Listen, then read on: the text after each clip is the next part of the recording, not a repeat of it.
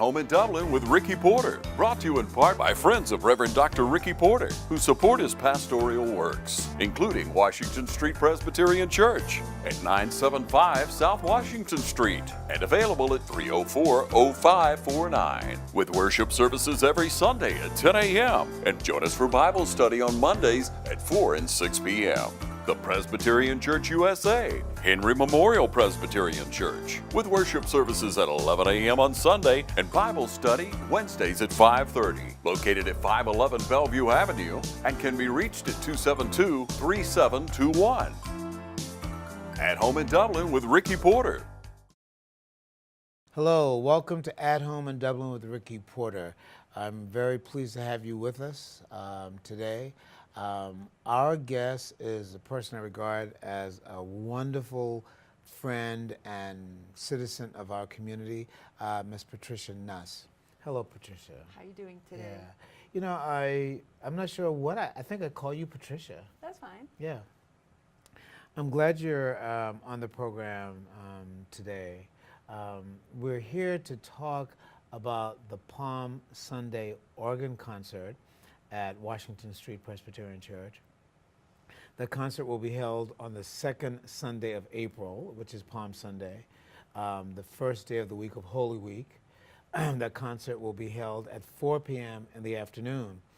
But a better way of remembering when that concert is going to be is to know that the day before the concert, which is that Saturday, Patricia Nuss is the president of the Dublin Lawrence Arts Council, and they will have their annual fundraiser on that Saturday. That's correct. So what time and what place? Yes, that event will be at the Ice House downtown in Dublin, and we're actually gathering at 5 o'clock to decorate our tables, and at 6 o'clock then hors d'oeuvres will be served, followed by the dinner. And we're having Monty Cole, Dr. Monty Cole. He teaches and plays at Mercer University in Macon, and his friends group of jazz musicians to come and provide our music for the evening. And we'll have a big time. There'll be dinner, and there'll be dancing, and there'll be hijinks and lowjinks. And we're having a live auction and a silent auction, a 50-50 cash draw. It's going to be a wonderful event. So how does one get a ticket? Yes, okay, that's good question.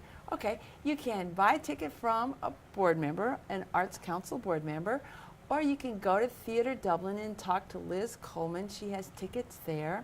You can also purchase tickets online on the Arts Council's website, and that's dublin-lawrenceartscouncil.com.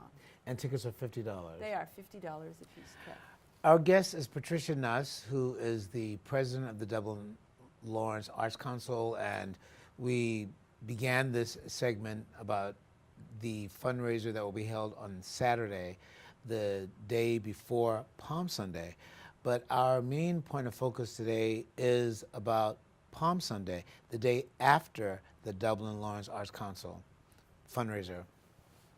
On Palm Sunday, 2019, the second Sunday of April, Washington Street Presbyterian Church, located 975 South Washington Street. You can't miss it once you go through the Martin Luther King corridor on 441.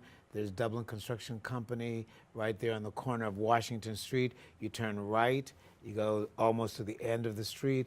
The large red brick edifice is Washington Street Presbyterian Church. I met you when you performed for my installation at that service, playing that wonderful organ. Tell us a little bit about the organ. It's an Allen electronic organ? Yes, it's an Allen 2 manual. That means it has 2 keyboards for your hands, plus a pedal board for your feet. It's a digital organ, and it's the most wonderful instrument for that church. It's got some beautiful sound, and it fills the space. It's just beautiful.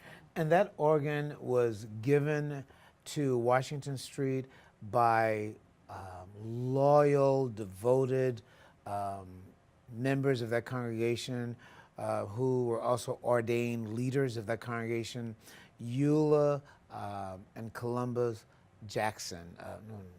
I get that right? I hope I have it right. Well, I hope I had that right. I think I had that right. Okay. I hope I have that right. If we don't have that right, we'll have to correct that. But I'm pretty sure that we. Oh, no. It's not Eula Jackson. I've got it right now. That organ was given by the Colemans. The Colemans. So we got that right. Okay. So the Colemans contributed that organ. The Jacksons were also longtime members of that church and also significant benefactors. But the Colemans were the generous folk who donated that organ to Washington Street Presbyterian Church. It was very generous of them. Yes, and organs have a very long life, and so that organ should be there well past the time we've gone on, Dr. Ricky Porter. Very good. Yeah. If you're just joining us, we're visiting with Patricia Nuss, and we're talking about the Palm Sunday, this coming Palm Sunday, the second Sunday of April, the day after the Dublin Lawrence Arts Council fundraiser. We're talking about a 4 p.m. Palm Sunday organ concert. So why are we talking about this Palm Sunday organ concert with Patricia Nuss? I'll tell you why. Patricia, I have really appreciated your talent as a musician. Well, thank you. And you're going to be performing the organ concert because you are an organist. You are a teacher. You are an artist. Tell us a little bit about your background in terms of training. Okay. Well, I grew up in a musical family. My mother was an accordion virtuoso. Back in the 1940s and 50s, the accordion was very popular. And my mother is of Czech Bohemian descent, and in Iowa there's quite a population of those folks. So the accordion is a very popular instrument in that particular ethnic group. Right. But she also played piano. So you're from Iowa? I'm from Iowa, okay. Correct. And my mother apparently believed that it's just natural for a person to play music, just like people dress and brush their teeth and read books. It's also just part of daily life to play music. So she made sure that my brothers and my sister and myself all took lessons and learned to play the piano and the organ as well as instruments in the band. Now I'm the only one of the four of us that really stuck with music for my adult life. They all enjoy it, but as far as playing and teaching, they've gone on to other things. Which is really So you had formal training at the college level? Yes, I did. I started playing when I was 3, says my mother. Oh, okay. And then I kept going through elementary school and middle school. We didn't have middle school. It was junior high and high school, correct. And then when I was in high school, I started taking piano, organ, flute lessons with university professors at the University of Iowa. That's where I grew up in Iowa City. And then after high school, again, it was just a natural thing to apply to the University of Iowa, because that's in my hometown, and go to school there. And they have a wonderful music school. Wonderful. So I did my bachelor's degree in music at the University of Iowa, and then I thought, all right, I need a change. So I really did this. I packed my one suitcase and bought a one-way plane ticket to New York City. Did you really? I did. And where did I you go? went there to study flute with the principal in the New York Philharmonic. Is that right? What I did.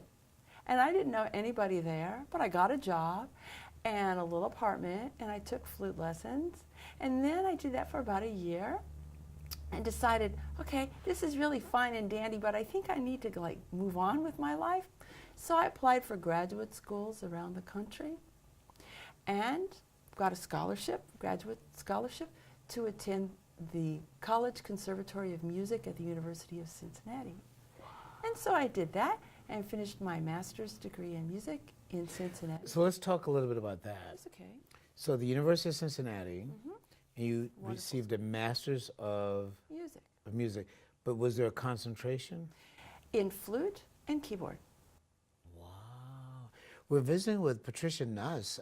Patricia is a friend of mine, a colleague in the community, but this is interesting.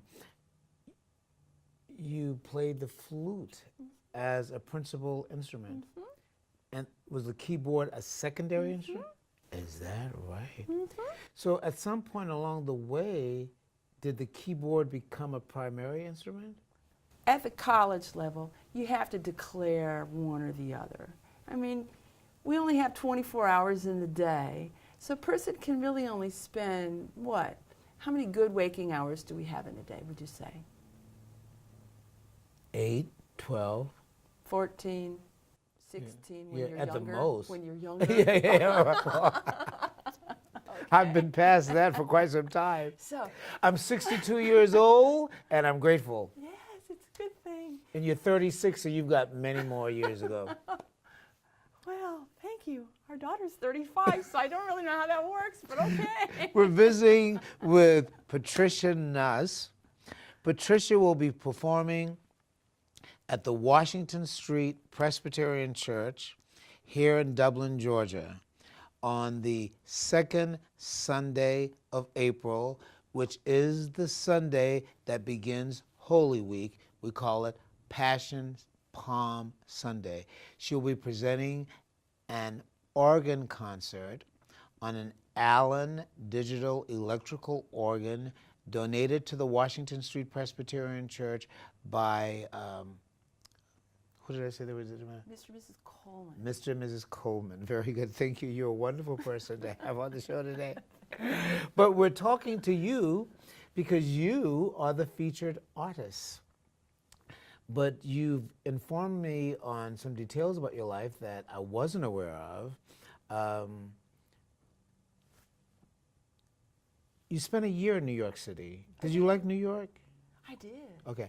And then you made a determination to move on with your life with more formal training. And so you went to the University of Cincinnati. And you received a master's of music degree. And what did you do after that? Then I looked for a job just a little while and thought, well, I'm going to be like my friend. And my friend is a year older than me. She's also a flutist and a very excellent musician.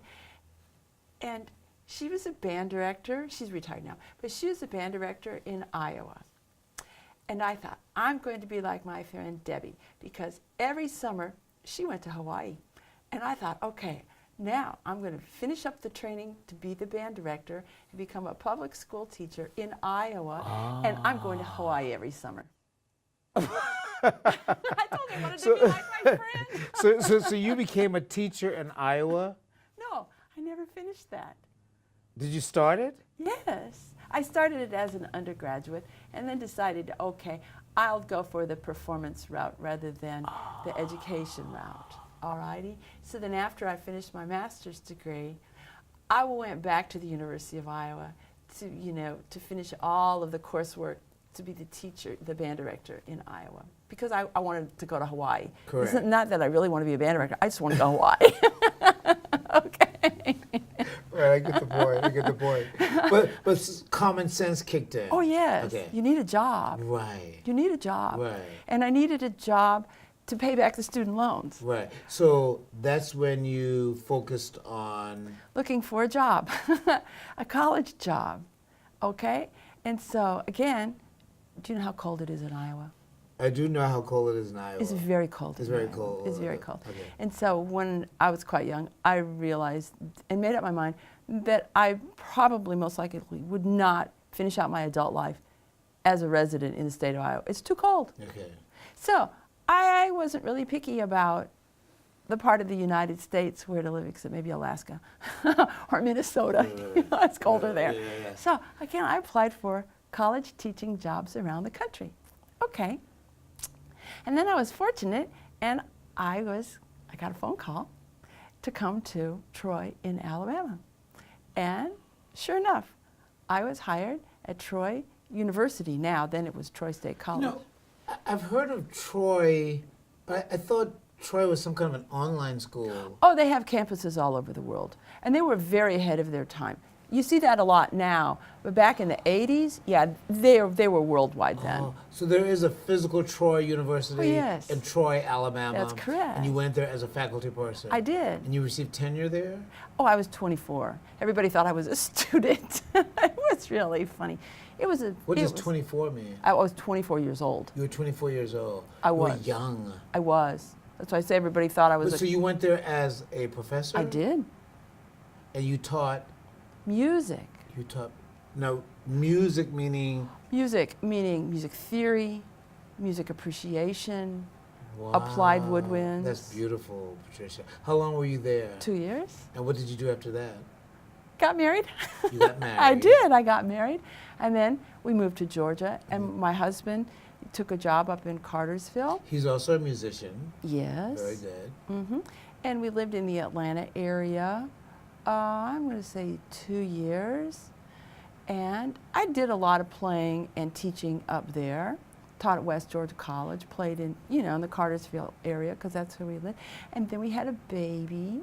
And then he got a job in Douglas, which is South I'm very familiar Georgia. with Douglas. And Douglas is a lovely town. It's quite a bit like Dublin. And we lived there for 10 years. We're visiting with Patricia Nuss and learning about this person who is an artist. She's also a very active person in the development of our culture here as a citizen, as the president of the Dublin Lawrence Arts Council. But we're talking mainly about her background and what brings her to the point of being a performance artist, performing for the Washington Street Presbyterian Church Palm Sunday organ concert, performing on an organ given by the Coleman family, longtime family members of Washington Street. They're now deceased, but they donated this wonderful instrument that Patricia will be performing on. I'm looking forward to Before we that. take a break, Okay. I want to sort of bring a little closure to this segment. Okay. I want to learn something about how you got into the private teaching of music and then the performance part. Because aren't you a private teacher I of music? am. So I am. when did that start? When I was 18. Oh, but also after you got married and you're in the Atlanta area, and then when you came to Dublin? Oh, I've done the private teaching All my through- whole oh, life. Your whole So life. when I started, my first student was when I was 18. So I believe that it's important for us to share our knowledge and pass our knowledge on, because we're only here a brief time. And Very brief. yeah, and I really believe that we need to pass it forward. We do. So you've always taught and I had have private always students. taught. And you have private Always. students now. I do.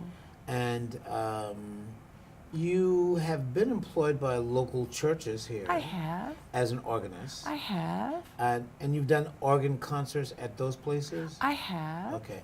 So, are you looking forward to this organ concert? Oh, I'm looking forward to it very much, because it's a wonderful time of year when we get to play music specifically for Passion Week in the Lenten series. But then, in music, and there's such a depth and such a wealth of different styles of music out there. Correct. And the organ is so versatile. Correct. So incredibly versatile. One segment of this program is going to incorporate and showcase spirituals. Very good. So we're going to take a break, and when we come back, we're going to talk a little bit about the actual program. If you're just joining us, we have been visiting with Patricia Nuss, a citizen here of Dublin, a music teacher here in Dublin, and we're talking about her upcoming organ concert on the Allen Digital Electrical Organ donated by the Colemans at Washington Street Presbyterian Church. Local events coverage brought to you in part by Jeff Davis and Altera Networks. Altera Networks, premium IT systems backed with world-class support, IT consulting and on-site networking, ongoing support and security. That's Altera Networks. Jeff Davis also serves our community as Lawrence County Commissioner, District 3, and continues to serve our community at large. Hello, welcome to At Home in Dublin with Ricky Porter. We're back visiting with Patricia Nuss, the featured artist for the Palm Sunday organ concert at Washington Street Presbyterian Church on Palm Sunday, the day after the Dublin Lawrence Arts Council fundraiser at 5 p.m. in the evening. You can go to the Dublin Lawrence Arts Council to know more about that. I mention it because Patricia Nuss is the president of the Dublin Lawrence Arts Council.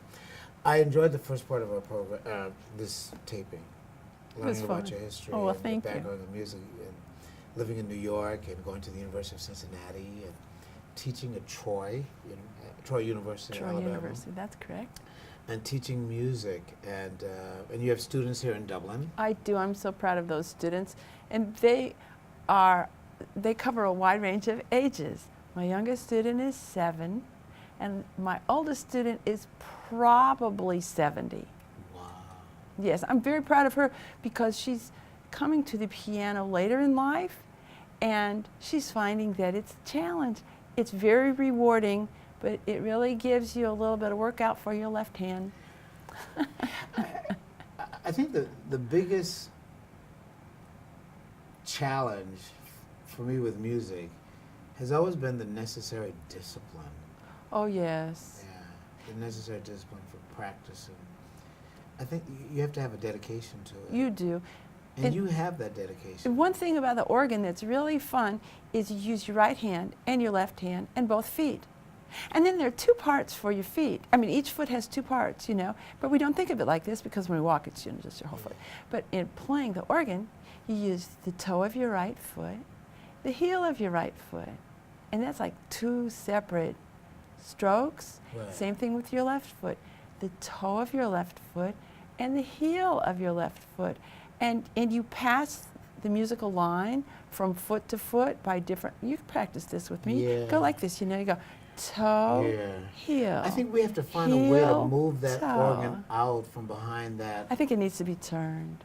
Yeah, but wouldn't it be nice to be able to show that? Mm-hmm. But it might be too much to try to move. Because, we could. They're really not very heavy. They don't weigh as much as a piano. So do you think that we can move it where the pulpit is? I think if we had some help, you and I might struggle. No, I wouldn't dare try to That's do it. okay. But we can get people to move it for Yeah, that Sunday. I think that might be a good thought. A good thought. Because there's people that do enjoy I think it'd be a better appreciation. Sure. Because I went to a pipe organ concert in Santa Barbara, California. Okay. Did I not send you pictures? You did. That It organ's was a massive. Yeah. outdoor organ. My goodness. I mean, when I say massive, it was Yeah. massive. Ginormous, big. And that woman played that thing like she knew what she was doing. Oh, I'm sure she did. It was just fantastic. We're talking to Patricia Nuss. We're going to have to figure out a way of moving that organ out so Okay. people can see we'll get that figured out. Patricia Nuss is going to be the featured artist for an organ concert on Palm Sunday, the second Sunday of April at 4 p.m. at Washington Street Presbyterian Church. And you have selected sacred music that is related to the season for Palm Sunday and Lent. Give me an example of one of those pieces. Well, I mean, what would one of those pieces be for Lent? For Lent, Yeah, or for that period of the year.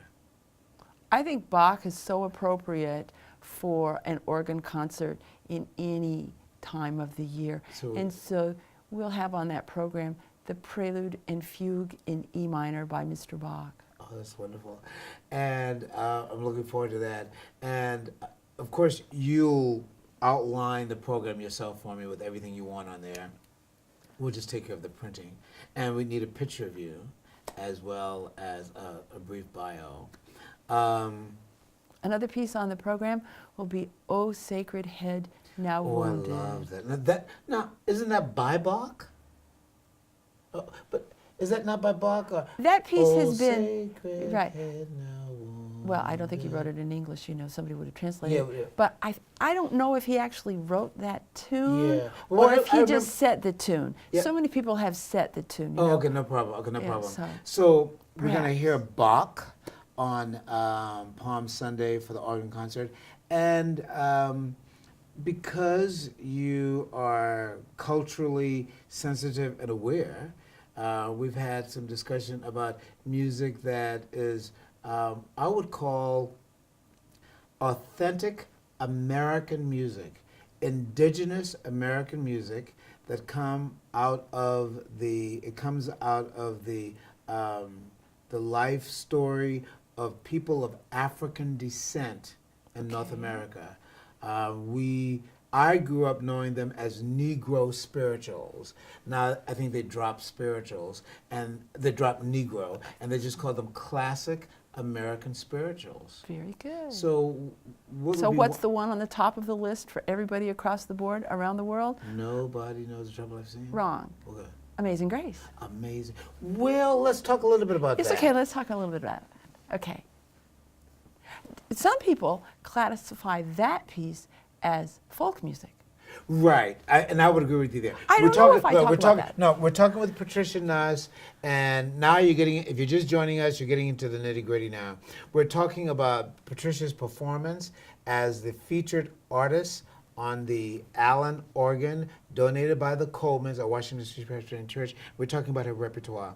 So she's going to be doing sacred music for the holidays, J.S. Bach, and she's also going to do classic Americana, Negro spirituals. We dropped the word Negro now, and just classic spirituals.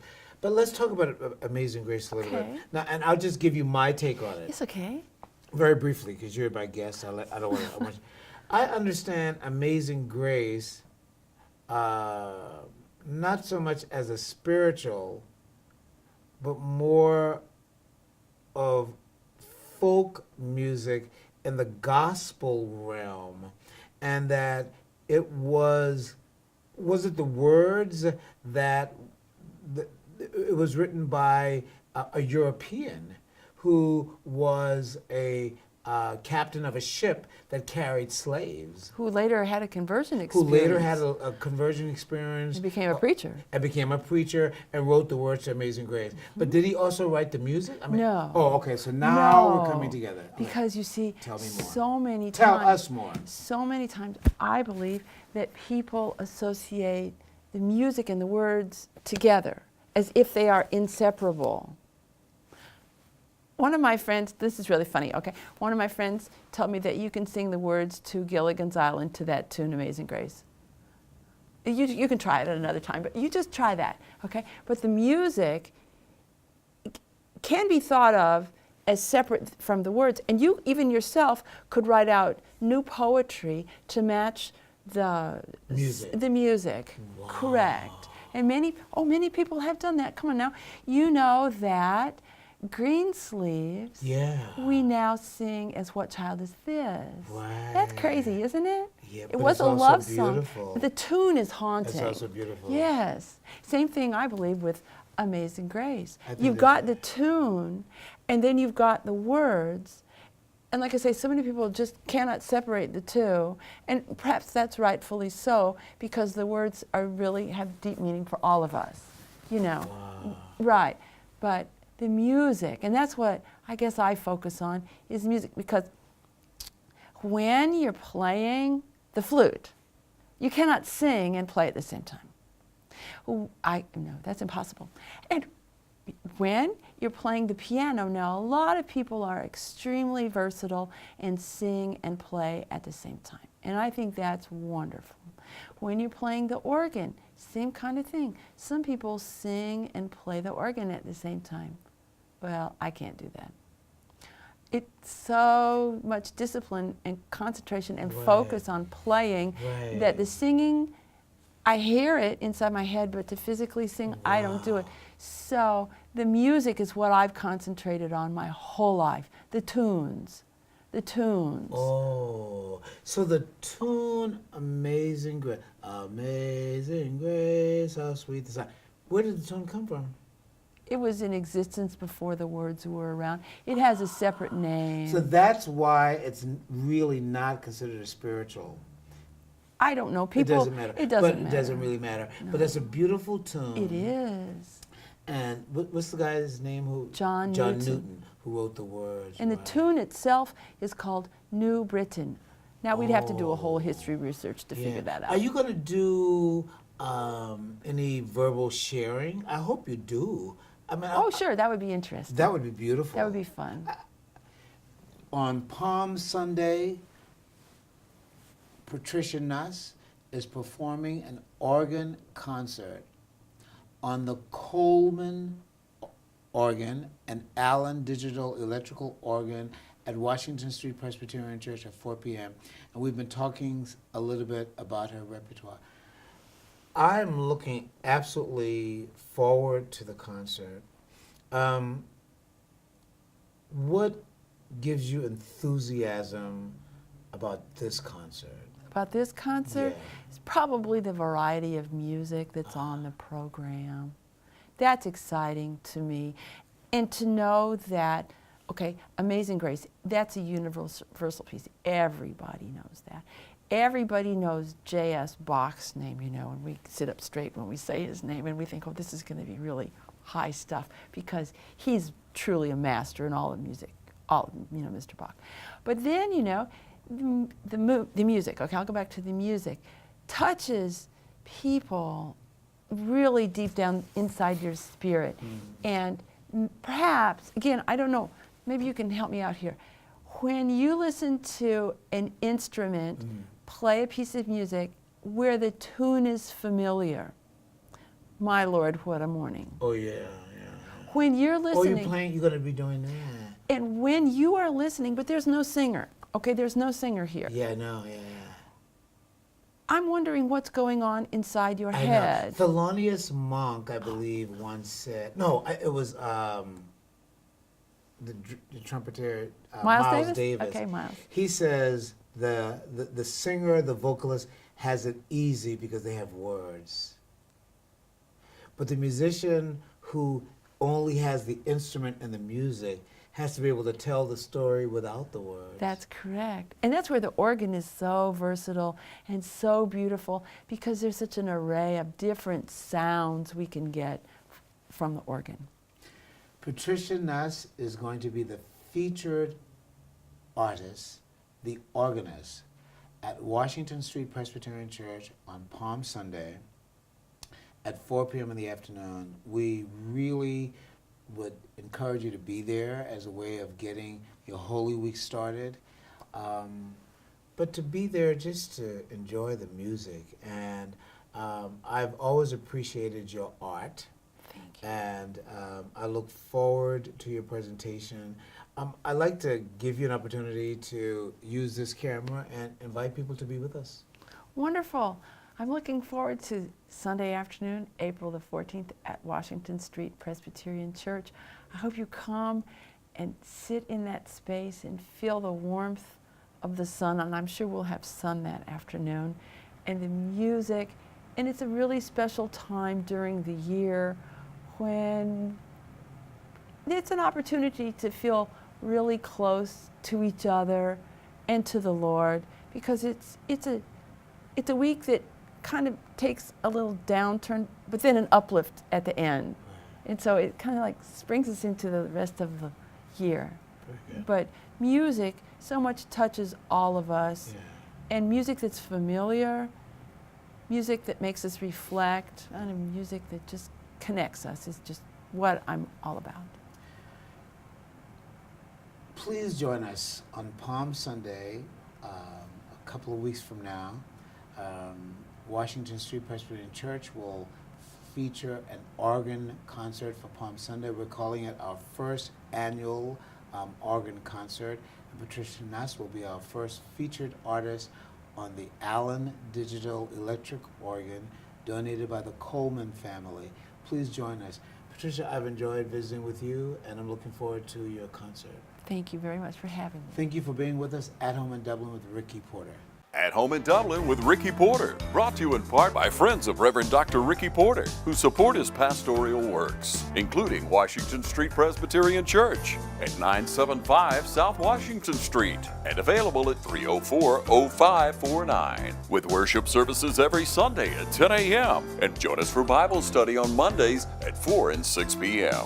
The Presbyterian Church USA, Henry Memorial Presbyterian Church, with worship services at 11 a.m. on Sunday and Bible study Wednesdays at 5:30, located at 511 Bellevue Avenue and can be reached at 272-3721.